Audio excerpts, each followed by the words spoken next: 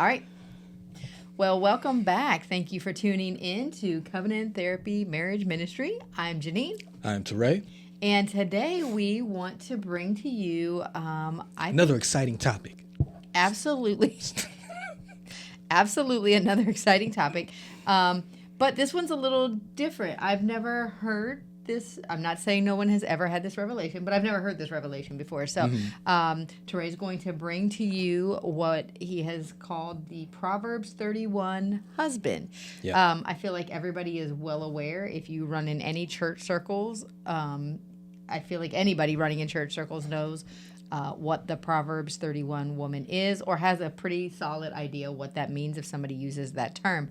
So I think it'll be interesting as we start talking through Proverbs 31 and what the takeaway, I should say, is for men. So I'm looking forward to hearing your revelation, because I have not heard this revelation, so it's new to me as well. Surprise! I know, yay! So I just want to start off with a real quick intro to the book of Proverbs. First of all, it's my very favorite book. It is a very good book. It's good. Well, so when I first got saved and I was really trying to walk right, it was one of the books that probably transformed my life the most. It has a lot of quick do's and don'ts that are easy to quickly apply to your life. So I really love the book of Proverbs. It's absolutely helpful if you're looking to make some major changes in your life with some simple application. So the book of Proverbs is considered the book of wisdom, and it was composed of mostly Solomon's sayings, and he wrote the most of them. I think it was like the first 25 or so books. And then Hezekiah captured some of Solomon's sayings for the next, like 26 to like 29 or something like that. So they were still Solomon's sayings, but written down by Hezekiah. And then the last two books, so 30 and 31, were actually written. One was by a person named Agur. I'm so sorry, Agur, if I'm pronouncing your name wrong. And then the last one was written by King, Lemuel, king of Massa. And so Agur was also of Massa, and Lemuel was the king. So they wrote the last two books. They're credited. Lemuel. What did I say? Lemuel. Yeah, it is. Depends on what side bridge you're from. Target. El comes from Elohim. It means something. Okay. Yeah, but that's El. That's just L-E. Stop it right now. Anyway, King Lemuel. King Lemuel of Massa wrote Proverbs 31. And that is where our conversation is going to come from tonight. Maybe, if we get that far. It will. It'll be good. So, also, I just want to say, just because this is his revelation, I'm really doing the majority of the kickoff, but he's going to be taking over here shortly. So, another thing that's important to know about Proverbs is that the majority of the Proverbs sort of have like a contrasting foolish and wise theme. As an example, in Proverbs 28:11, it says, "A self-confident fool utters all his anger. Yeah. But a wise man holds it back and stills it." Yeah. So you can see the contrast between what a foolish person would do versus what a wise person would do in that situation. Yeah. So that's sort of how the Proverbs are generally laid out. They're not all laid out that way, but they are generally laid out that way. So it's again, you can see where you are in that, be like, ooh, that's me.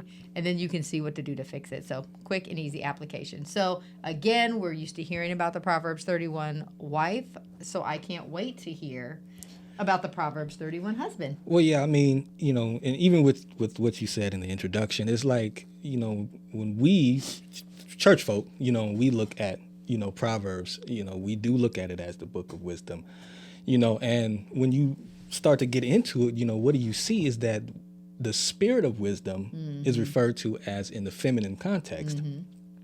How do we know that? Because it simply says she. That's right. You can't get no more feminine context than she, So that's, that's what lets us know. Is referred to as a she. As a she. Now, something else that goes along with that, we know that, of course, even if you're not church folk, for the most part, people will still see that there's ultimate good and will understand that there's ultimate evil. Right. You know, Right. there's always this good versus evil, the angel on one shoulder, the devil on the other shoulder. So at least people can identify and relate to that. Now, when you get a little bit deeper into that, as church folk, you know, what we'll know is that we're talking about God and Satan. Yeah. And God is the creator of heaven and earth and everything that is in it. Satan is not a creator, so there's nothing that he created. He just takes things and perverts them. Yes. And tries to mimic the opposite side of what of everything that God stands for. So when we get into the book of Proverbs, and you're talking about wisdom, you know, we talked about foolishness, right? And so we're talking about the spirit of wisdom in the feminine context, and also what is being brought out is the spirit of foolishness also in the feminine context when you get into the book of Proverbs. And so when you're reading through and you're listening to all of the wisdom that's coming out in the book of Proverbs, to me, it's a lesson for men to be careful. You know, you're going back to that time frame. And of course, anybody can take Proverbs now and glean from it. Many people have. You got all types of gurus. You got motivational speakers. You got people to teach on finances. You know, a lot of them are getting their wisdom, you know, from the book. They might not all give God the credit for it, right? But a lot of them, that's where they're getting this stuff from anyways, it's from God anyway. And from the Bible and the wisdom that the Bible presents. You know, so when we're looking at this book, right, and I'm looking at it from the man perspective, the male perspective, and we talked, you know, was it man, what was the podcast we talking about? Which one? Not the differences. When we talk about submission. Oh, yes, submission. You know, and we're talking about the flow of the manhood, right, and the flow of the woman. You know, is that it should be God created man, and then from man he went into husband, and then husband into father, and then father into grandfather. So there's progression of the male, and there's also the progression of the female. You know, woman, wife, mother, you know, grandmother, these natural progressions that it should be. And in this book of Proverbs, right, from a perspective of a man, it's teaching us the things and the pitfalls that the spirit of foolishness has out there for us, so that we can make sure that we don't fall in the same ways that they fell, you know, and the things that we need to look out for. And so when we talk about this Proverbs 31 wife, which a lot of people are familiar with Proverbs 31 wife, you know, it's something to achieve, right? For women, it's like, this is the thing, you know, and men want this Proverbs 31 wife, and when you get to the chapter, it's a description of a woman. The catch is the description of this woman and all of her attributes. Everything is good about her, you know, all of this great stuff. It is the type of woman that is being prepared for a type of man. And I think that's what we miss. And you look at Proverbs chapter 1 all the way up to chapter 30, and even the first 3 verses of chapter 31, it's all about trying to be prepared. Leadership, manhood, self-control, understanding the pitfalls, not to fall into them. You know, it's everything that we need to learn as men. And even in the context of coming into being a husband, look at the wisdom that's in there that teaches us to stay away from these certain things that are out there. Learn how to control your money. Learn how to operate in self-control. Stay away from people that don't have your best interest at heart. All of these things are preparing us so that we can be at a place to where when we go and look for our Proverbs 31 wife, we've got all the requirements that we need in order for her to see us. Now, what happens is, you know, is that sometimes when we already get married and we're still learning, because I didn't know all of this before I got married, you know, so it was, and it still is a learning experience. Not to use anything as an excuse, because I didn't grow up with my father. I didn't grow up with any real male role model to teach me, show me how to do and how to, and so you either you learn the best you can from your mother, which I did. You learn from other guys, that are around you, and the experiences you learn from the streets, Which and are not always the best. not always Lessons the best to learn. but now let me say it, you can get some wisdom off the street. You can. This is going to keep you alive. So in the church realm, we call it a Proverbs 31 wife. On the streets, it's my ride or die chick. It's the same thing. Somebody is going to have your back. Somebody that is going to support you. But you still have to be a certain person in order to have that type of woman. Yeah. You know what I mean?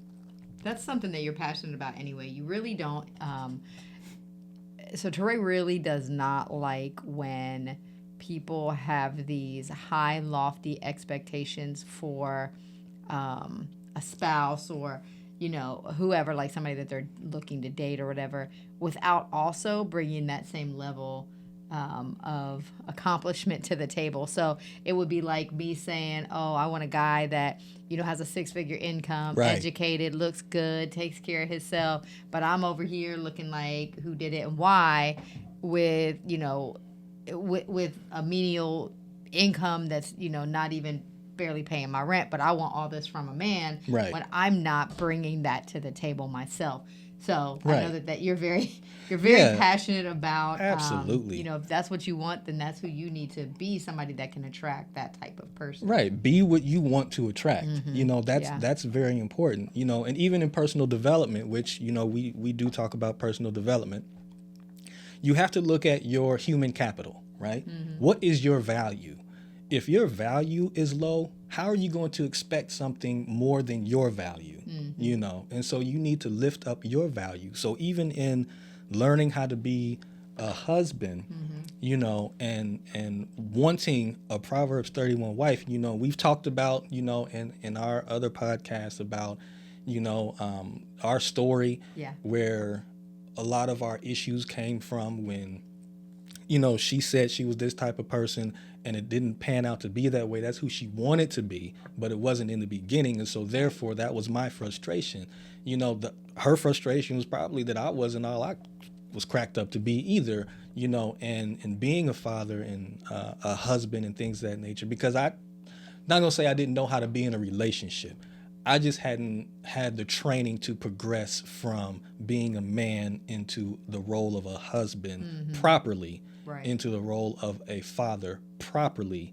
And I ain't got to the grandfather yet. So, not yet.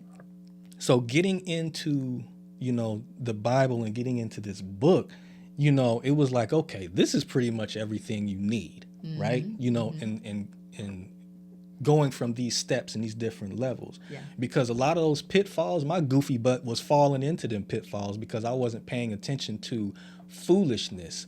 Even being married, I wasn't paying attention to foolishness. I was attributing my ignorance in the way I was acting to my unhappiness and blaming that on the reason why I was, acting the way that I was acting. That only flies, until you become a little bit more educated on what's supposed to happen, or somebody can pull you to the side and say, hey, man, you ain't doing the right stuff.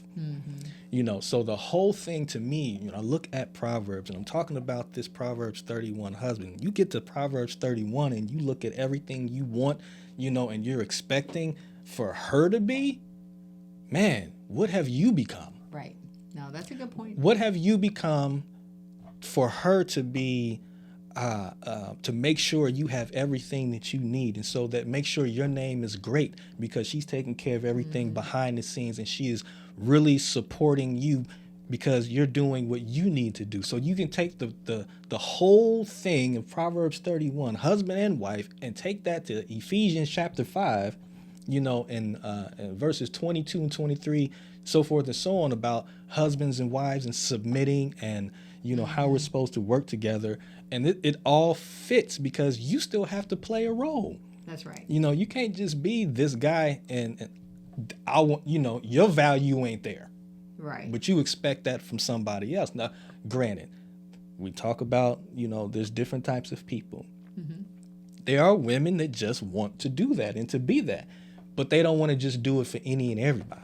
You still have to fit a certain role, or you should, in order for her to be, I still want to submit to you because I know what you're doing. You're doing things that are good. You're not mistreating me. I would love to support you and be by your side and take care of you and things of that nature. However, our responsibility as men is that we need to make sure we're at this standard. As husbands, we need to make sure we're at this standard, and then we can expect and even help cultivate our wives in this type of relationship that we want. As long as she's willing to do that, and as long as you're willing to grow, then there shouldn't be any problem with fitting into the mold that God has created for a husband and a wife in marriage anyway. So Proverbs is the 31 is, to me, it really ain't even about her. To me, it's not, because it's all of everything that takes for this man to get to this place to look for a wife that compliments him. Yeah. Yes. She compliments him because he's already got his stuff in order. No, that's a good. I like that. She compliments him. She compliments him. Yeah. Look at what she's doing. And she's not sitting at home. She's not sitting at home waiting for him to bring home the check so she can go and spend it all. She's not his little sex toy. She's not running around. She's busy. Skimpy. She's taking care of business. She's working. She's taking care of the house. She's getting up early. She's going to sleep late. She's productive. She's creating new businesses, everything, so that he can be the mighty man of God that God has called him to be. Right. I mean, she's putting in that work. Because he's worth it. Yeah. He's worth it. And so that's what I'm saying. All of the book, and telling you how to get to this place, that when you get to a certain place, then you can start looking for somebody to compliment you, because you're not going to get to that place and want a scrub. Right. Right. You shouldn't anyway. And if not for somebody who's going to be an addition to you. Yes. Yeah, because you want to be two equal partners in a way that I should not be codependent on Teray, and Teray should not be codependent on me. Right. So we should be able to function separately and choose to be together. If you feel like, oh, I need, you're probably not ready, to be honest. It is much smoother. Oh yeah, it's much smoother if you say, you know what, I don't need you in my life, but I want you in my life because you do add value. Not that I have no value, but you add value to my life. So right, yeah. Shouldn't have somebody sucking the life out of you, and calling that a good relationship, a good marriage, or a good spouse. You know what I'm saying? And so, real quick, one of the things that while you say that you haven't heard this revelation before, and that's cool, but it's something that me personally that I try to make sure that we understand, because I think we've come from a place where we didn't know. To now we're living it out. Yes, yeah, I agree. And so there's a difference for us that we're living it out, and now we're just able to really talk about it and define it, for what it is. But we've been working in this ever since we've got our P's and Q's in order, and we started putting ourselves in place. We're both productive people, but we just needed to learn how to complement, each other. I agree. Well, and I think that that's good. So while I have never heard it put, I guess I'm not a man, therefore I've never looked at Proverbs 31 from a man's perspective. I've only looked at it from, what do I need to glean out of this? Right. What do I need to take out of this? So I guess in my saying I've never heard of a Proverbs 31 husband, technically I have a Proverbs 31 husband. Right. So that's pretty awesome. Yeah. Yeah. So the reason why, once again, just to say, the reason why this was exciting for me is because I feel like, I learned a lot, from, of course, growing and Christianity and, getting things out of this book, but I'm excited to see and hopeful, that other men, that are striving to do better and to be better, will look at this book a little bit differently, and understand that what you need, you can glean from the book of Proverbs. And there's nothing wrong with, wanting that ride or die. There's nothing wrong with wanting that Proverbs 31, the model of a Proverbs 31 wife. There's nothing wrong with wanting that. Just make sure that you are, we ought to be equally matching each other in our abilities. Yeah. And that's what's going to help make your marriage, to go successfully. And for women, I'm not saying if you're a stay-at-home mom, you are productive. I don't, like we talked about that before too. Like I said, I was a stay-at-home dad for a little while, and it's work. I was productive. I didn't just sit at home and wait for her to come home, and then she had to work her job and then come home and work at home. No, I was productive. And so that was my job. So I took care of my job, while you were taking care of your job. So that is value. So make sure you're being valuable wherever you are. I think that's the key anyway, is just adding value everywhere. If I'm in the office, I need to add value. If I'm at home, I need to add value. If I'm at church, I need to add value. If I have friends, I need to add value. Add value. And definitely. I mean, that's a little side topic. But it is. And that's a wonderful place to be. So what I had to do, for anybody who may be wondering, because I'm talking about what I had to do. So what I had to do was, first of all, I had to submit myself to the truth of the Word of God and see it, look at it as a mirror. Okay, so I'm reading this. Do I fit that? No. Do I fit that? No. Do I fit that? Yes. So I had to compare myself to what I figured would be a good example of a godly man and a godly husband, and then try to learn how to be that person. Not to be that person per se, but learn how to do things differently than what I was doing. And that still took both of us. You can have an idea of what you think is good and what you think is right, but you still need to consult your spouse.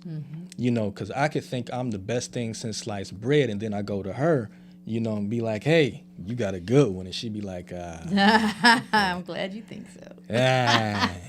Your bread might be a little moldy. You might need to take them little pinches off. You know what I'm saying? The little moldy bread. You said take the little pinches off. You get moldy bread. Look, you don't want to throw the whole piece of bread away. He will eat some bread like that. Pinch off the moldy part.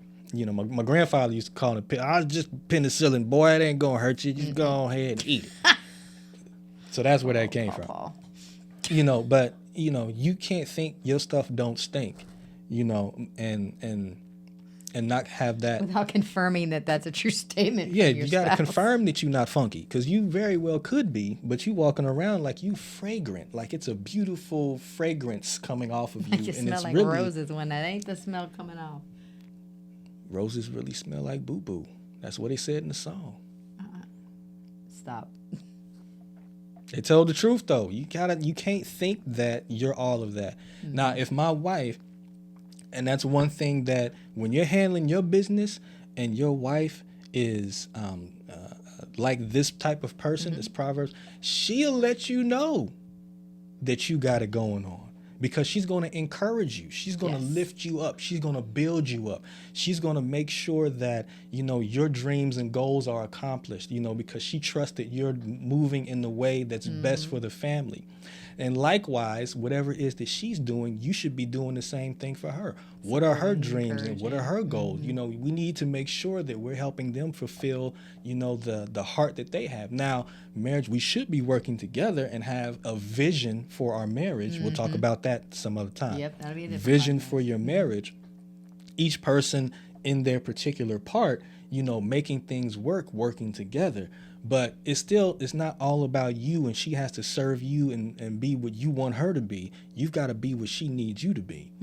We have to meet each other's needs and work together. But man, once you get this down and understand, okay, so my man game is not on point. My husband game is not on point. Okay, babe, what do I need to do? Give me your honest opinion, create a safe place for conversation. Right, it's not an opportunity to bash. Not an opportunity to bash. It's constructive criticism only. Exactly. And where do you think I fall short in meeting your needs as a husband? And then you start getting in here, see what you need to do, and then start doing it. Start becoming what she needs, not what you think you are, or what's best for you, but what does she need? Because you're the covering over the whole house, not just yourself. You're not in this just for you. And it does go back and forth. We are talking specifically to husbands right now, of course, but it does go back and forth. Absolutely. As a wife, you need to make sure that your stuff is on point. Like, you can't be, the same thing goes for you. Wives, we need to also check in to see what we could be doing better, because you never will just be the bomb and stay there. There's Right. always opportunities for growth. We say that every episode. Opportunity, opportunity, opportunity. You'll never just reach this moment in time where all is good and it never shifts back. That's not how it works, because you're growing, organisms. We're always growing and evolving and developing and moving and changing. So we need to do the same, situation where we do our little check-in as well. So yeah, and it's a wonderful thing. Mm-hmm. You want to keep your relationship tight. Communication, talk about that too.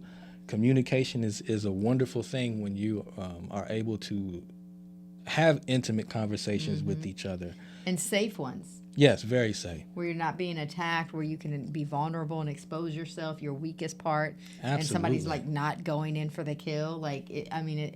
It's pretty life transforming to have that sort of a confidant in your spouse.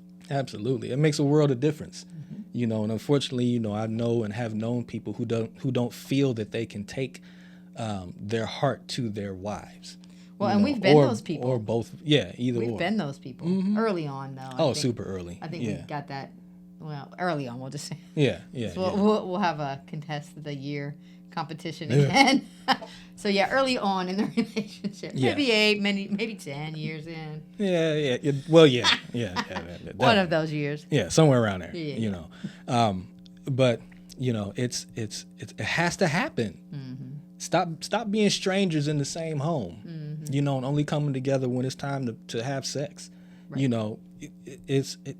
Y'all not roommates. You're married, and that involves communication of all kinds, not just, it's time to make some things happen, here and there. And I would say that communication needs to go beyond the checklist for how your day went. Yep. And what's on the agenda for tomorrow. Yep. And who's dropping the kids off where, when, to whose house. So it goes beyond those sort of conversations. When we're talking about communication, that's essential, because everybody's where they're supposed to be. But we're talking about communication, deeper, more intimate levels of conversation. Definitely. And even going back to this, the whole book of Proverbs, and particularly the whole book and then 31, they would not be able to have the relationship if they didn't communicate, if they didn't talk to each other, if they didn't share with each other.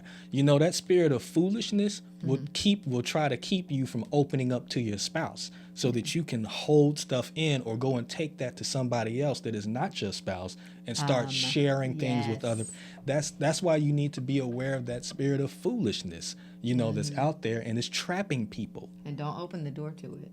And don't. Because that dude will bust on in. If you give it an inch, it'll take the yard. She will, and that's her purpose. Is you've got spirit of wisdom that wants to teach you all things good and lead you in a great direction. Then you got that spirit of foolishness who wants to get you sidetracked and get you off track and lead you in the wrong direction, and so you have to pay attention, to the difference between the two. First of all, we say things out there, all money ain't good money, so you need to pay attention to what is coming to you. Is it right for you? Is it good for your family? Is it good for your spouse? Is it going to increase you in a way that doesn't hurt you? Or is this some shady, that some backdoor deal that can come back and bite you later on? Is it going to hurt your integrity? Are you going to have to do things that you wouldn't do normally? Is it something that you have to hide? Be wary of all of those things. Don't be so in such a hurry. It tells you, don't be in a hurry don't be greedy for gain. There is a right way to do things, and that's where the spirit of wisdom comes in. And like I said, men, this is our book. This is our As book well. so that we can prepare, ourselves. Now, if you're already married, you can still prepare yourself Yes. in this book. You just need to learn how to follow Yeah. and listen to the spirit of wisdom and watch the change in your life, watch the change in your wife, watch the change in your relationship, and how things will grow and how things will continue to get better. And watch how easily your spouse will gravitate towards you because you've taken another step in the you've right shifted. direction of man to husband to father and going into that role and feeling it the way that you're supposed to, the way that God had designed it. So go ahead. You was gonna say something. Again, just going back to Proverbs, it's easy points of application. You can see where you are. You can see where God is saying you're supposed to be, because the wisdom came from God. Absolutely. When God said, Solomon, what do you want? He said, just give me wisdom to Just rule give your me people. wisdom. And he gave him wisdom and so much more. But this is godly wisdom. This is God-inspired wisdom in the book of Proverbs. So it's not like just this really smart guy came up with all these great sayings because they were so, catchy. Right. This is God-inspired wisdom that he wants us to apply to our life. And I like it. And I shouldn't like it because I know wisdom's laughed at me too. But, where it says wisdom, calls out in the street, wisdom is calling out to us. And when we don't listen and we get into a silly, stupid predicament, wisdom is laughing at us. And not in a good laugh, not like laughing with us. Wisdom is laughing at us. Right. Because Big I told difference. you not to do it that way. You over there stuck now, you silly, silly person.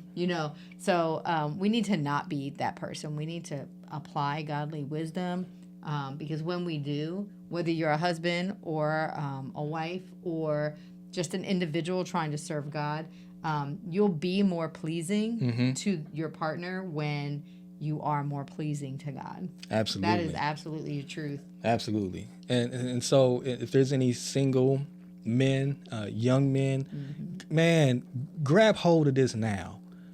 Grab hold of this now, so that you are preparing yourself. You are preparing yourself for what you want. We tell our kids, we have told our kids, we're still talking to our kids. Well, they're grown, but But they're still our kids and we still talk to them. you need that. Yes. You need to have a list of what you want, in a spouse, but also with your list and what you want in a spouse, you need to be becoming what you want. So if you want your spouse to be this, that, and the third, then make sure you're becoming this, that, and the third. And also, if somebody doesn't meet, now we're not ridiculous. If somebody doesn't meet at least 85% of what you have on your list, then that person can be an acquaintance and can be a friend. But it is not the one, because then you start making allowances just to be in relationships, and so there's nothing wrong with having healthy expectations, and those are healthy expectations.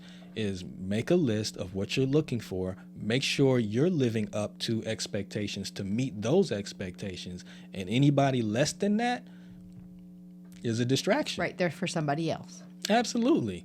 They're just not for you. So that's something that we pass down, to our children. So young men, young ladies, it's okay to have these types of lists, but don't forget Healthy expectations. Don't be going all out of your mind. You want, like she says, 6-figure income. Drives a such and such and so and so. Yeah, and the only thing you do is work at a nail salon. Which, I mean, if you're making good money, cool, but well, yeah, I mean, if you got a jobby job, you know what I'm saying? But you're the don't go there. But if you don't match, right, because somebody with a businessman with 6-figure income, what are you bringing to the table that's going to attract him? What do you have in here to discuss? Where is your human capital, your value? What have you built within yourself? Are there exceptions? Absolutely. Not saying that the women that work in nail salons are idiots. I'm not saying that. What I'm saying is that particular people are looking for particular things, and so just like you have a list, they have a list. Building yourself up. If that's what you want, then you may need to go back to school. You may need to do something different. You may need to get some higher education. You may need to have higher goals and higher standards for yourself so that you can be attractive to that type of person. Right. Yeah. But other than that, get a hold of this book, and don't just breeze by it. Pay attention to what it's saying. It's good for life. It's good for your marriage. Why don't we as men ask God to say, okay, like, Solomon said, just give me wisdom, so I can rule your people in the right way. Why don't we say, God, give me wisdom so that I can take care of my family, so that I can lead my family in the way that you have designed for me. Give me wisdom to have the vision for my family so that I can lead us in that direction and where you want us to go. These are things that I feel like is the example of what he was doing, in the book of Proverbs. I'm just translating it from ruling the people to having a healthy marriage and having a healthy family. Yeah, and I think that's the key. I think I'm going to say if I took one thing away from this conversation today, for me, it's probably that Proverbs 31 is essentially the ideal marriage. So the man's part and the woman's part coming together to be basically a Proverbs 31 marriage. Yep. So I think that's pretty cool. I think that's pretty deep. So I hope that you guys caught that. I hope that that sort of ministers to your spirit, that it drops down in your spirit and your heart. And, while I know we tend to focus on the woman for Proverbs 31, there is the buildup of the man that's expecting to receive this amazing woman. While women should be striving to live their part, men should be striving to live their part as well. 100%. And then you have the Proverbs 31 marriage. So, you do. Yeah, so I think that that's just us living to our fullest potential, to be honest. So, did you have more to share? Nope, not this time. I'm sure these things are going to continue to come back up, because we talk about marriage and all of this stuff anyway. I think that it'll come up again in later topics, sure. Especially, learning how to become a suitable husband and father, from a place that there was no real teaching. Right. You take a little bit from here, a little bit from there. You take some trial and error. We've had plenty of conversations, about what, I'm not doing right, what I need to do better. I'm thankful that you never came at my neck, and well, maybe after some years, because you did come at my neck. Maybe around 8 or 10 years. That same, because we was at each other's throat, at different times. But it's it's good to now be in this place where there is 100% support. Yes, absolutely. There's no worry that you don't have the best interest for me and for our family. Absolutely. We are on the same page, and and this is the vision for our marriage, and we're working it together. Yes. So this is a beautiful place for us to be in. It is. And you can have that same beauty for your marriage and your relationship too. That's right. I agree. Yeah, absolutely. But I'm good, so we can. All right. So, thank you for tuning in. I'm hungry though. I'm sure that you are, because we film these at night. But my fasting button has to already the king. Gone off. Don't have much to bring. And he's thinking about Burger King. Me a Whopper and some cheese, please. Please help me. Can I have some fries? All right, that's enough. Sauces That's on enough. the side. That's enough, babe. All right. Listen to us weekly anywhere you get your podcasts. So whether that's iTunes, Google, or Spotify. Yes. We're on YouTube. Make sure that you like and subscribe. Share with your friends and family. Check us Set out up on your Facebook alerts. and them. Yep, check us out on Facebook. And other than that, I guess until next time, be blessed, everybody. Yep, and we'll see you next week. Next week.